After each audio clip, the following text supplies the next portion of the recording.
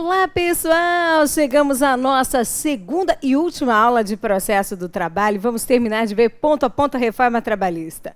Bom, quando chegar no final, você vai ter a consciência tranquila, vai se sentir pronto para que quando cai uma questão ou na peça venha algo sobre a reforma trabalhista, você esteja preparado, programado para garantir essas questões na prova. Quero dizer que está sendo um prazer bater esse papo com vocês, estudar esses assuntos da reforma trabalhista. E hoje você vai dar um check, missão cumprida, e essa sua parte você já vai ter feito. As 2 aulas de processo, pronto.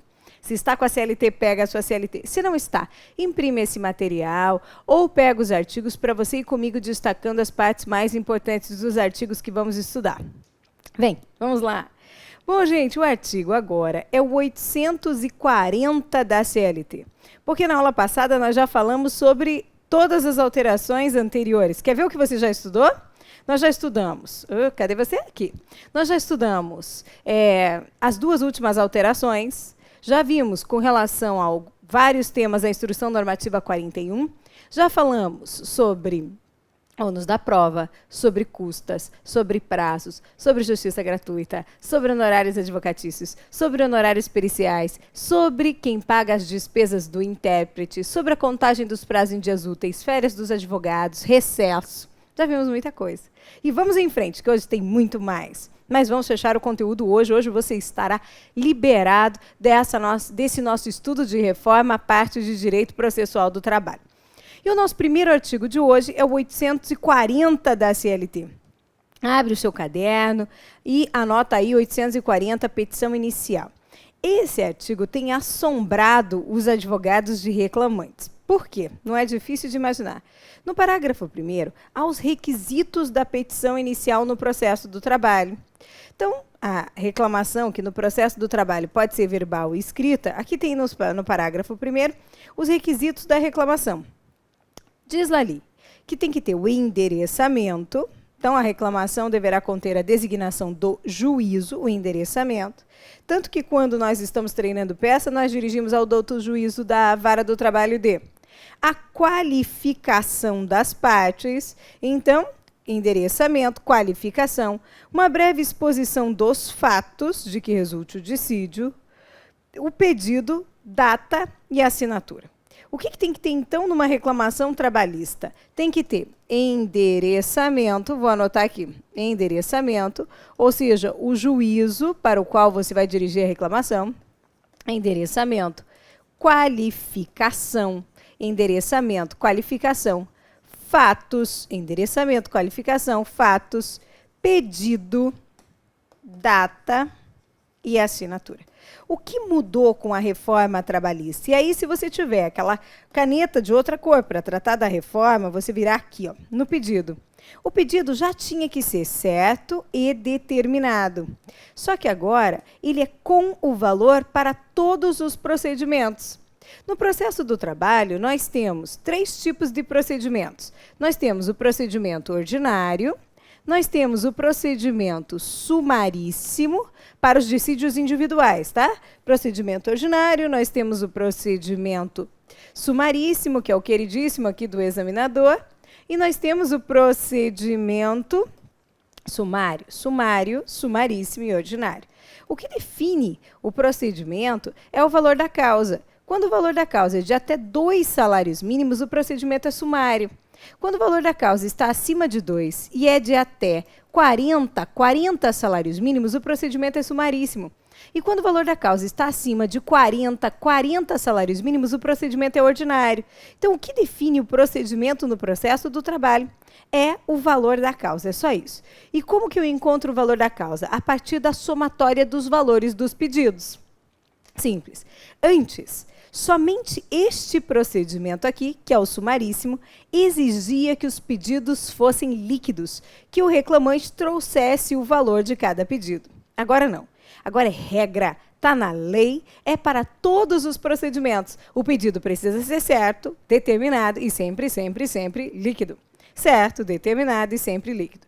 O que é o pedido certo? É muito simples. O pedido certo é aquele que indica o bem da vida pretendido. Por exemplo, você quer horas extras. Esse é um pedido certo. Pedido determinado é aquele em que você vai trazer a quantidade ou então a qualidade desse bem da vida pretendido. No caso de horas extras, pense, é a quantidade. Você quer 2 horas extras por dia?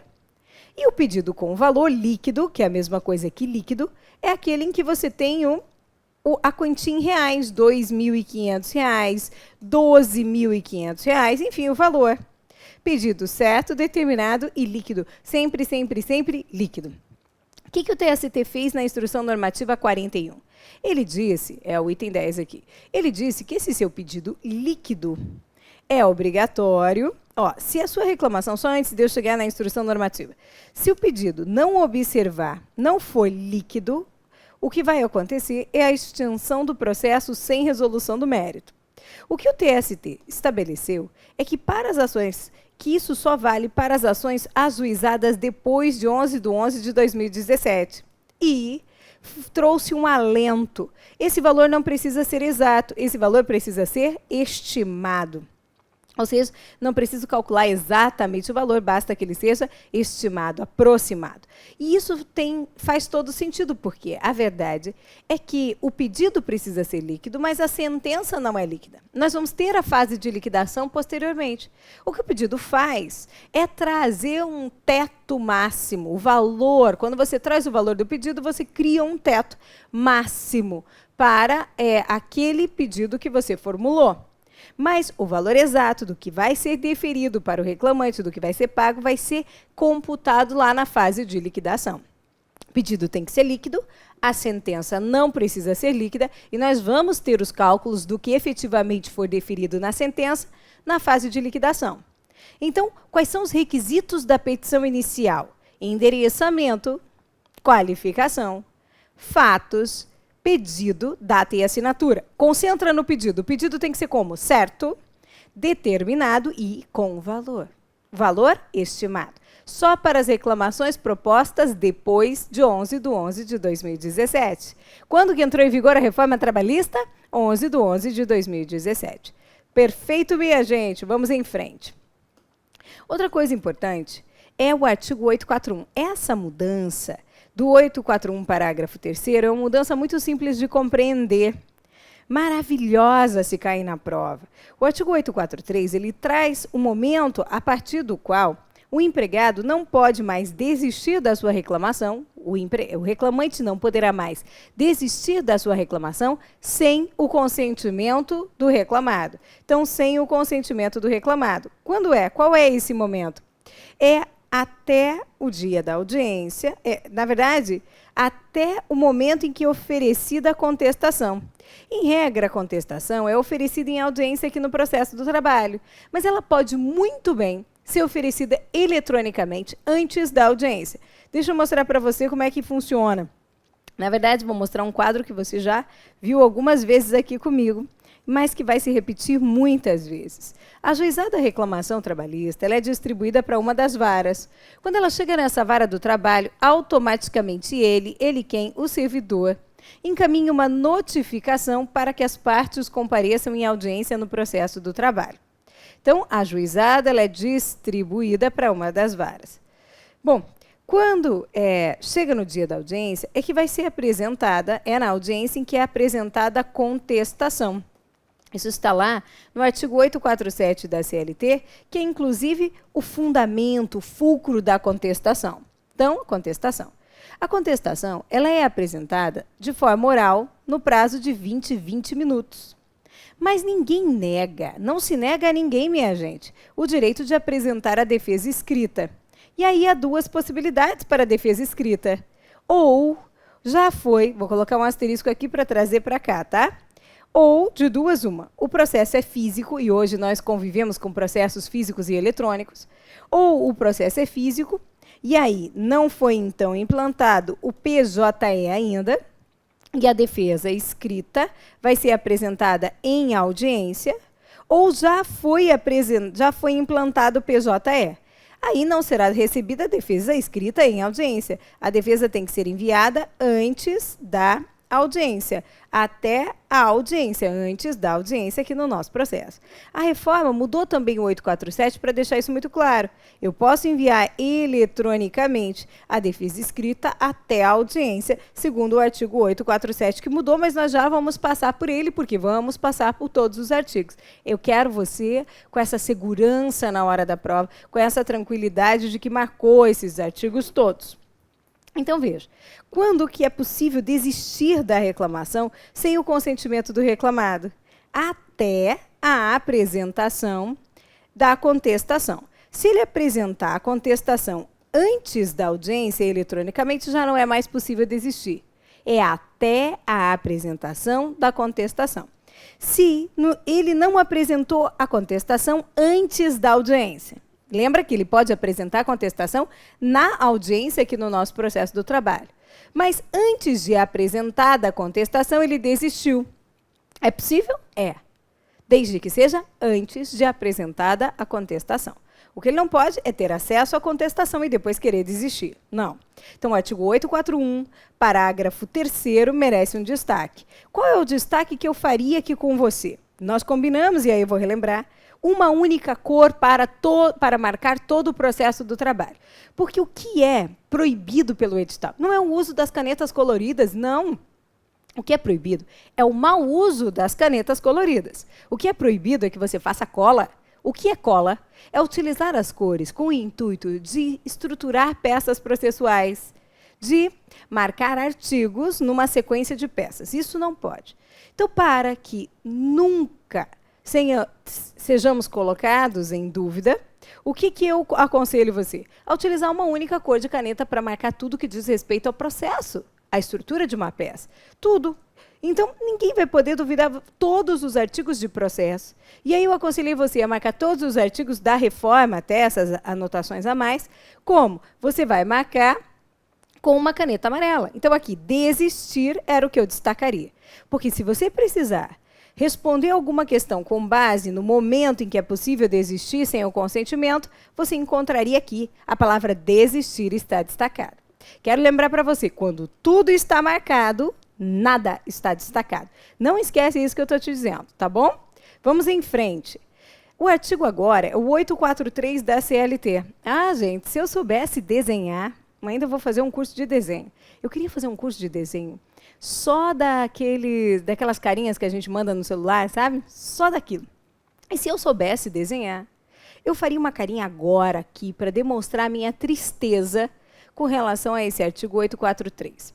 O artigo 843, parágrafo 3º, ele foi alterado para ficar em sentido oposto ao entendimento do TST. Para dizer que o preposto, ele não precisa ser empregado. Então, ele se refere ao preposto, parágrafo 3º, que você vai marcar, e o preposto não precisa ser empregado da empresa. Gente, quem é o preposto? O preposto é aquele que vai representar o dono da empresa no dia da audiência. Ele é o preposto. Quero mostrar para você o artigo 843 da CLT, o CAPT. Olha o que ele diz, só para você entender bem o preposto. Está vendo aqui? Vamos montar esse quadro. Você aí no seu caderno colocou o 843, não foi? Então, comparecimento das partes em audiência. Aqui está a representação das partes em audiência. Então, quem tem que comparecer? É o reclamante e o reclamado.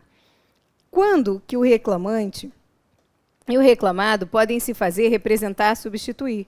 Por quem esse reclamante e reclamado podem se fazer representar, substituir? E o que vai acontecer com a audiência se esse reclamante ou reclamado se fizerem representar ou substituir? Quando que o reclamante pode se fazer representar ou substituir? Na hipótese de doença ou então de outro motivo, poderoso.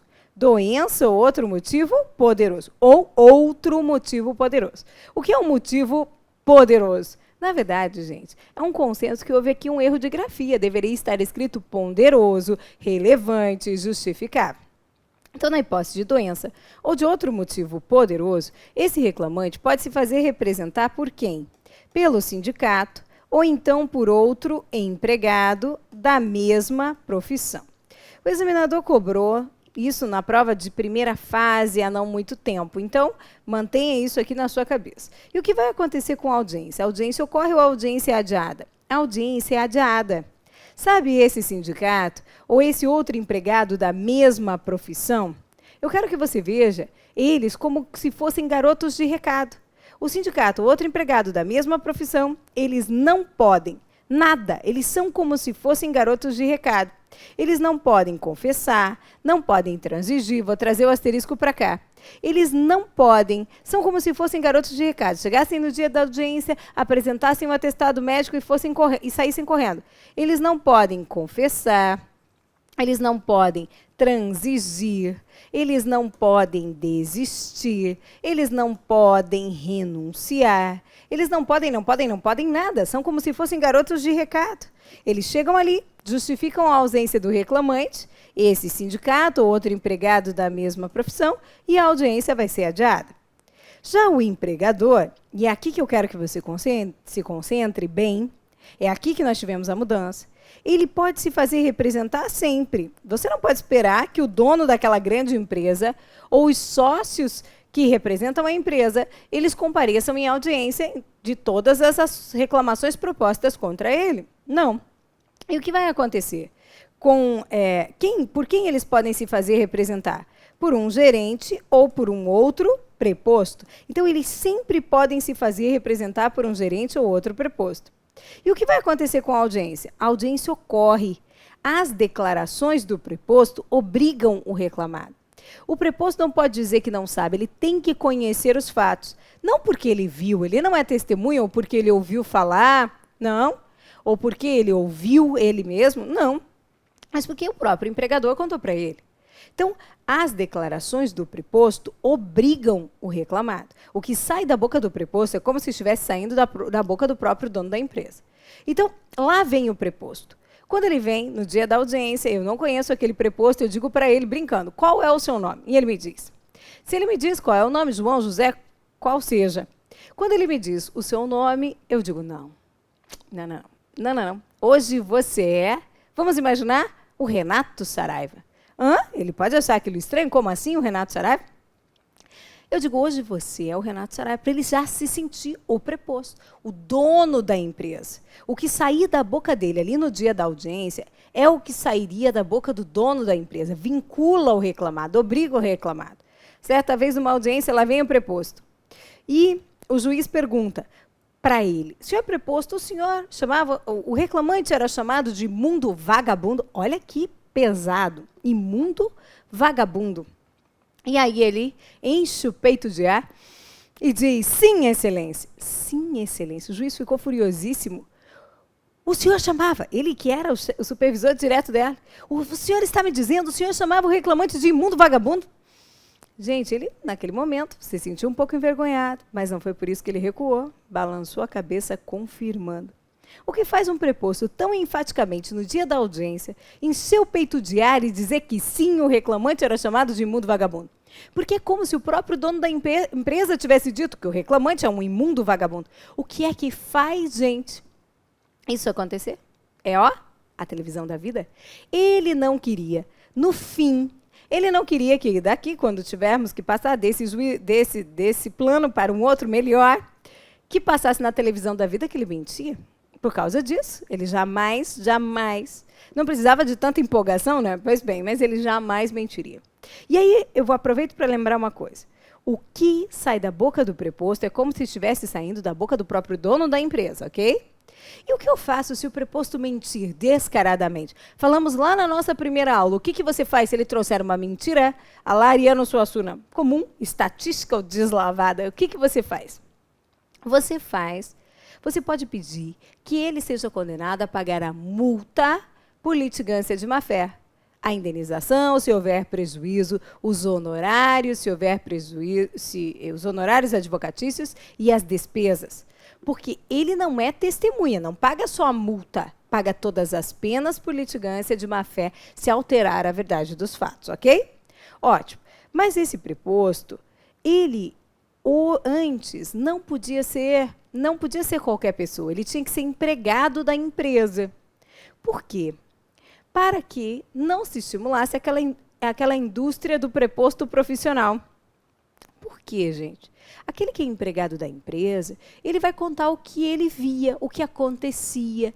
Ele, e do outro lado, quem está é a parte ex-adversa, fazendo as perguntas mais planejadas possíveis para que o preposto, que fala ali no dia da audiência, como se fosse o dono da empresa, no lugar do dono da empresa, confesse, admita que o empregado fazia horas extras, que exercia a mesma função que um outro empregado, que era chamado de imundo vagabundo, que ele admita. Agora, na medida em que a legislação mudou, que veio a reforma, e estabeleceu que o preposto não precisa mais ser empregado, sabe quem poderá ser preposto? Você, outro advogado, poderá ser o contador, pessoas que sabem, que estudaram o processo, que antes de ir para a audiência leram exatamente todos os pedidos e conseguem identificar qual é o objetivo das perguntas do advogado da outra parte ou do juiz com toda a clareza e sabem as consequências jurídicas de suas respostas. Sabe o que isso faz? Faz com que se torne muito vazio o depoimento. Porque se eu identifico qualquer um de vocês aí, e hoje nesse mundo de redes sociais, nós nos conhecemos bem, gente, muita gente. Nesse mundo, se eu reconheço vocês lá do outro lado como preposto, eu não quero ouvir eu mesma, a outra parte. Quem vai ouvir você é o juiz ou a outra parte? Quem pode querer ouvir uma parte? O juiz ou a outra parte? Eu não quero ouvir. Porque você, certamente, não vai responder fatos contrários aos interesses do seu cliente.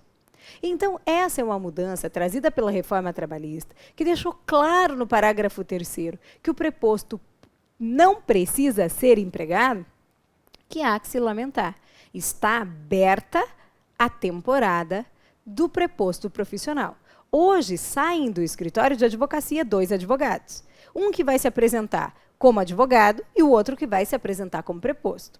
E o que o TST veio para deixar muito claro lá na instrução normativa 41 é que isso vale para as audiências realizadas,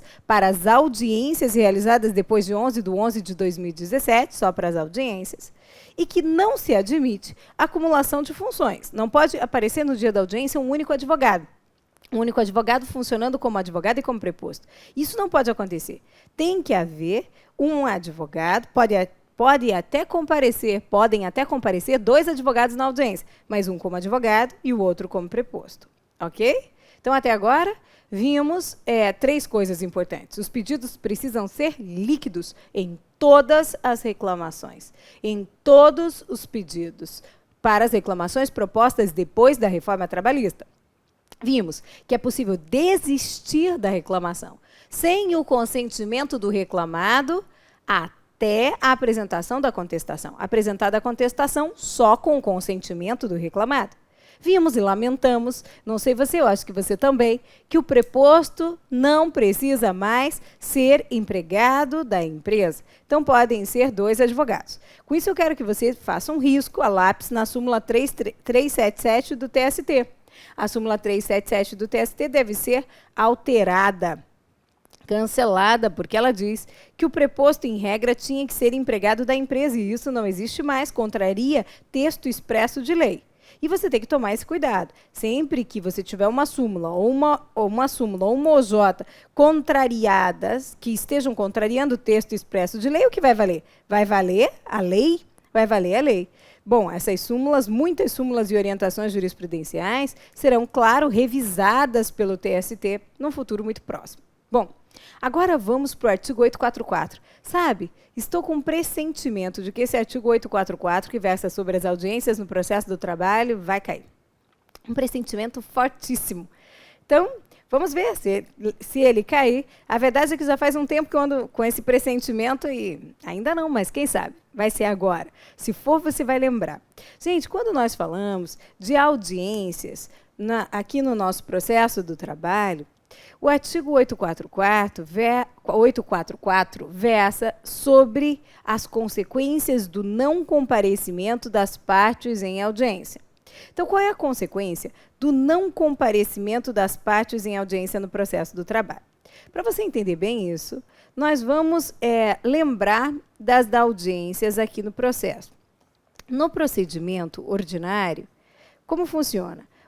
No procedimento ordinário, o artigo é o 849 da CLT. Então, estamos falando de audiências. E esse artigo 849 determina que as audiências são contínuas. Sendo contínuas, isso quer dizer que elas foram planejadas para ser una, mas que elas podem ser divididas. Quando divididas, normalmente elas são tripartidas. E, no procedimento sumaríssimo, o artigo é o 852-C da CLT. E aí ele estabelece que a audiência é una. Aí sim, a audiência ocorrerá em uma única sessão. Tudo deve ocorrer em uma única data como regra. Vamos imaginar a audiência no procedimento ordinário. Lembrando que o procedimento ordinário se aplica a todas aquelas causas cujo valor esteja acima de 40 salários mínimos. E o valor da causa eu encontro pela somatória dos valores dos pedidos. O sumaríssimo, quando o valor da causa passa de 2 e vai até inclusive, 40 salários mínimos. Ok. No procedimento ordinário, a audiência pode ser dividida. Quando dividida, normalmente ela é dividida assim, em audiência inicial, audiência de instrução e a audiência de julgamento. Pense assim.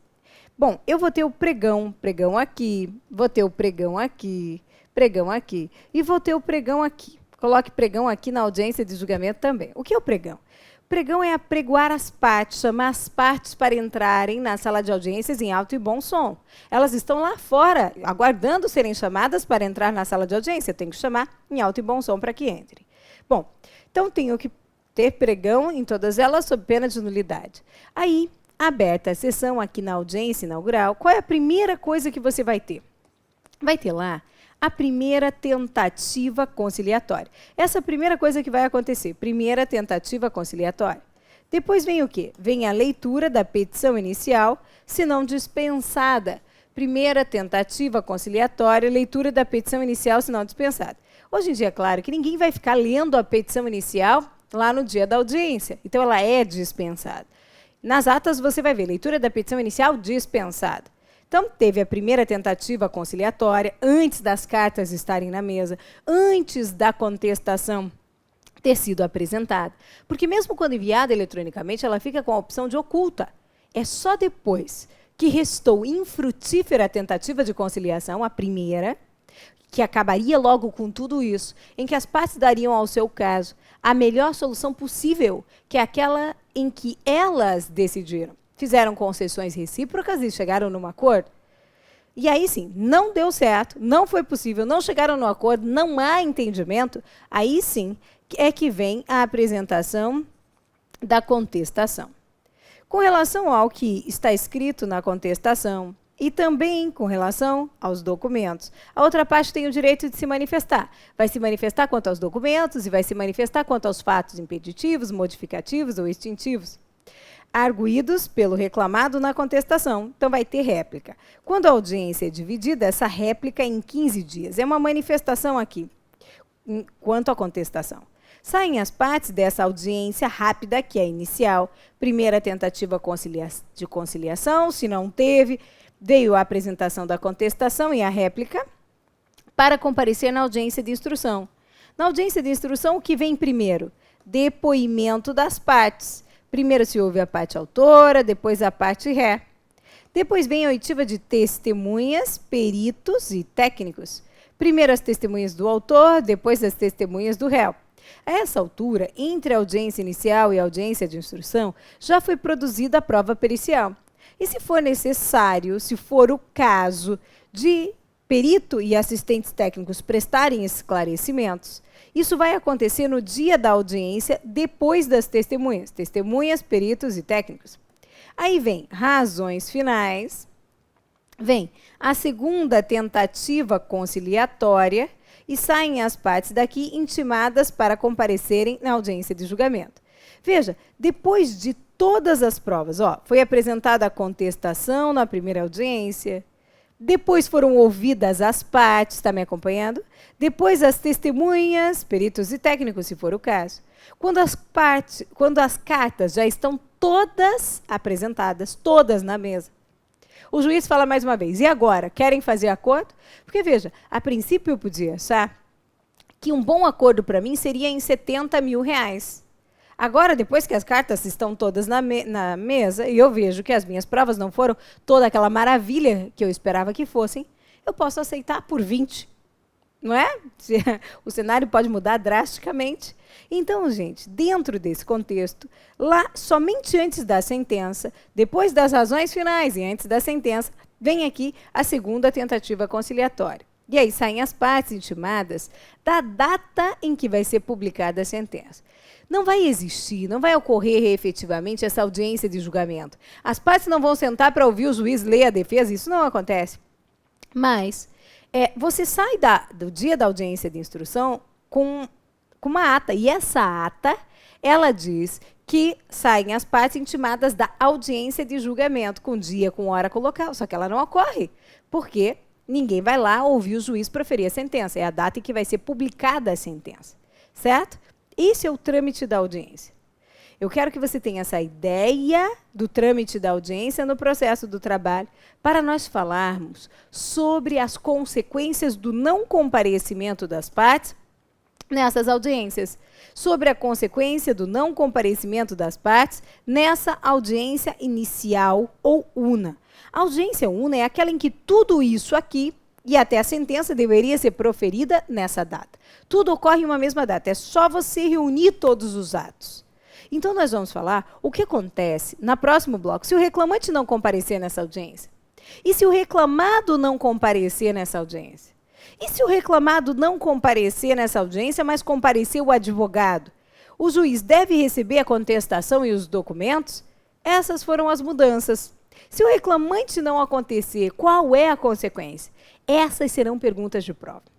Então, eu quero que você logo aperte o play e vamos concluir esse assunto de audiências no processo do trabalho e prosseguir. Aí sim, finalizado o segundo bloco, passou 1 hora, você faz um justo e merecido intervalo e volta para finalizar. Está faltando pouco para você concluir o estudo da parte de processo. Quanto ao que mudou com a reforma trabalhista, vamos estudar juntos esses artigos, juntos essa matéria.